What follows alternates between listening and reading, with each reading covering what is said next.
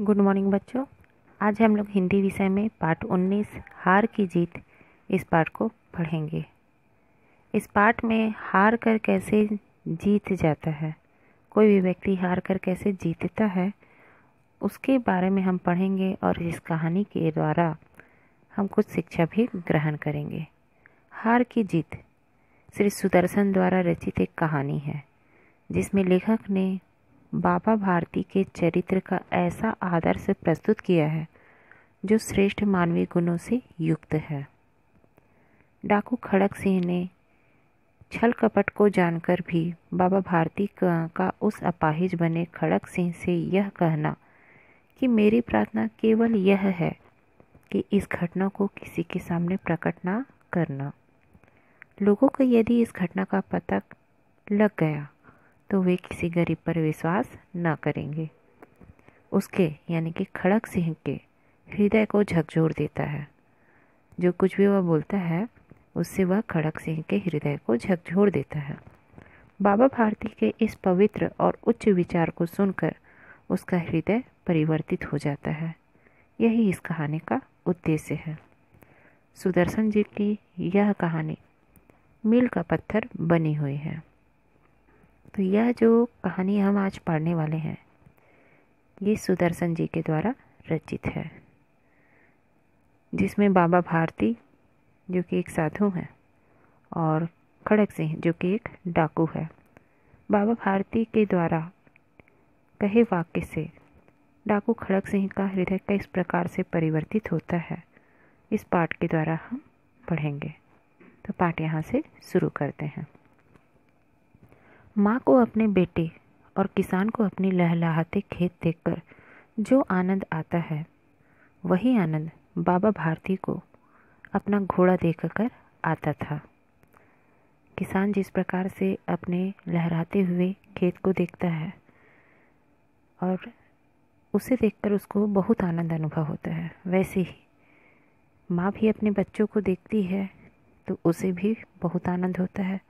वैसे ही जो बाबा भारती थे उनको अपना घोड़ा को देखकर आनंद आता था। मतलब उनका प्रेम इसी प्रकार का था। जैसे माँ का प्रेम जो है अपने बच्चे के प्रति होता है, किसान का प्रेम जो है अपनी फसलों के प्रति होता है, और वैसे ही बाबा भारती का प्रेम जो था वो अपने घोड़े के प्रति था। वह घोड़ा बहुत सुंदर था, बड़ा बलवान था। बाबा भारती उसे सुल्तान कहकर पुकारते थे। अपने हाथ से खरहरा करते, खुद दाना खिलाते और देख देख प्रसन्न होते थे। आप गांव से बाहर छोटे से मंदिर में रहते थे और भगवान का भजन करते थे। सुल्तान के बिना जीना उनके लिए बहुत ही कठिन था। यहाँ पर आप अपने बुक में सुल्तान का यहाँ पर और बाबा भारती का एक चित्र दिया हुआ है ना। इसमें देखिए स्पष्ट रूप से दिख रहा है कि बाबा भारती अपने घोड़े को बहुत प्रेम करते थे और अपने घोड़े का नाम उन्होंने सुल्तान रखा था। अपने हाथों से उन्हें दाना खिलाते थे, उनको देख रेख करते थे, उसको देखते थे तो बहुत ही प्रसन्न हो जाते थे। गांव के बाहर वे एक मंदिर में रहते थे और भगवान का भजन करते थे। सुल्तान के बिना उसके लिए जीना बहुत ही कठिन था। इतना अधिक उनसे मतलब कि घोड़े से वे प्रेम करते थे। खड़क सिंह उस इलाके का कुख्यात डाकू था। खड़क सिंह जो था उस इलाके का बहुत ही प्रसिद्ध डाकू था। कुछ लोग जो थे उसका नाम सुनकर कांपते थे। बहुत से लोग जो थे डाकू का नाम सुनकर ही कांपते थे। होते होते सुल्तान की कीर्ति उनके कानों तक भी पहुंची और जो सुल्तान से बाबा भारती जो इतना प्रेम करते थे, उनकी देखभाल करते थे, उनकी सुंदरता को देख के प्रसन्न होते थे, ये बात जो है किसी भी तरह से डाकू खड़क सिंह के कानों तक भी पहुंच जाती है। उसका मन उसे देखने के लिए अधीर हो उठा।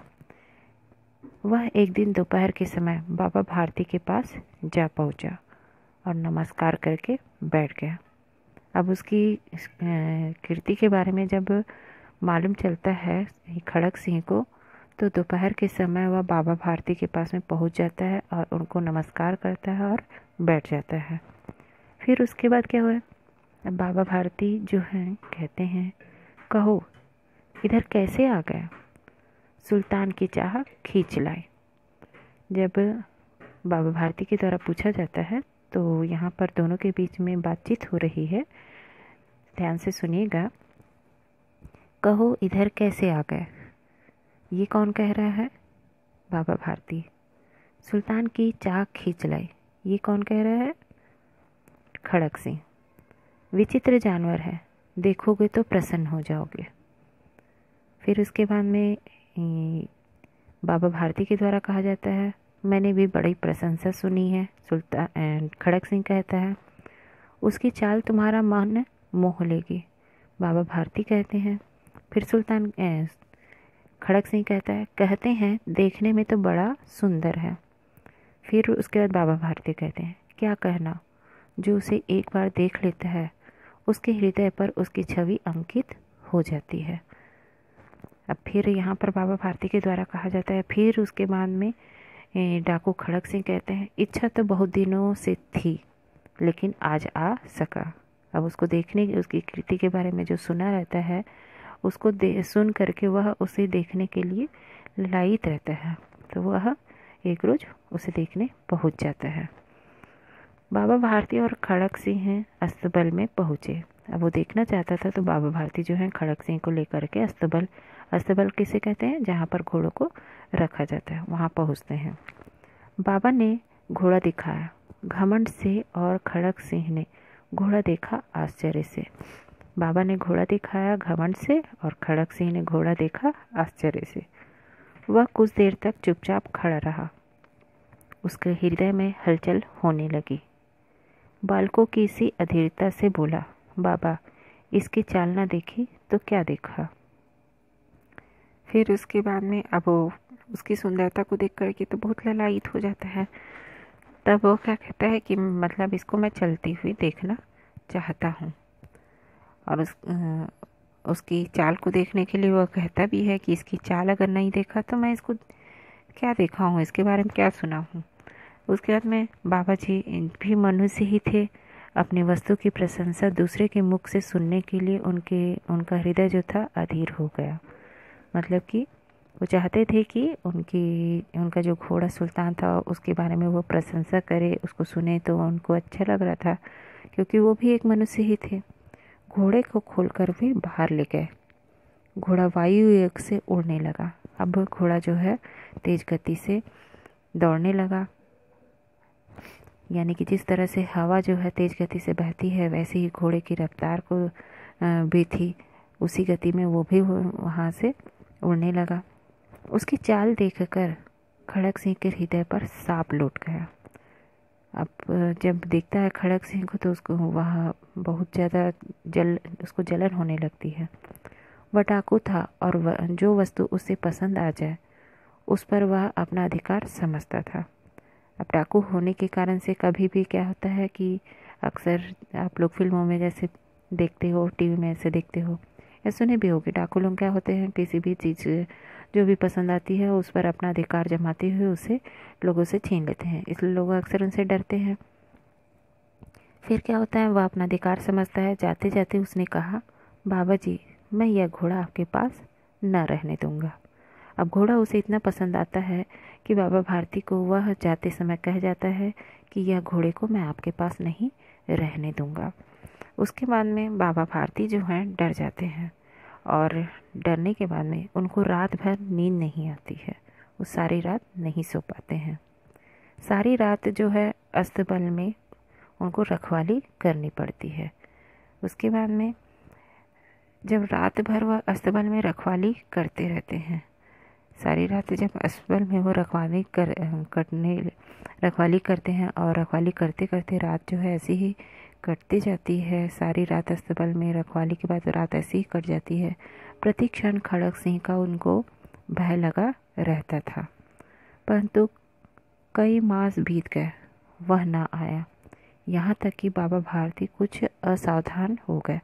अब कई महीने बीत गए लेकिन उसके बावजूद भी खड़क सिंह नहीं आया। तो बाबा भारती जो थे वे भी अब बेफिक्र हो गए थे कि अब वह नहीं आएगा। और बेफिक्र हो जाता है, वह नहीं आएगा ऐसा सोचने लग जाता है, इसलिए असावधान भी हो जाता है और इस भय को वह स्वप्न के भय की बातें मिथ्या यानी कि झूठा समझने लगता है। फिर उसके बाद क्या होता है, संध्या का समय था। बाबा भारती सुल्तान की पीठ पर सवार होकर घूमने जा रहे थे। सहसा एक ओर से आवाज़ आई, ओ बाबा, इस कंगले की सुनते जाना, इस कंगले की सुनते जाना। अब कौन बोल रहा है, बाबा भारती को कोई पुकार रहा है। तो क्या पुकार रहा है, क्या कह रहा है, बाबा भारती को कौन कह रहा है, इसको हम आगे के पाठ में पढ़ेंगे।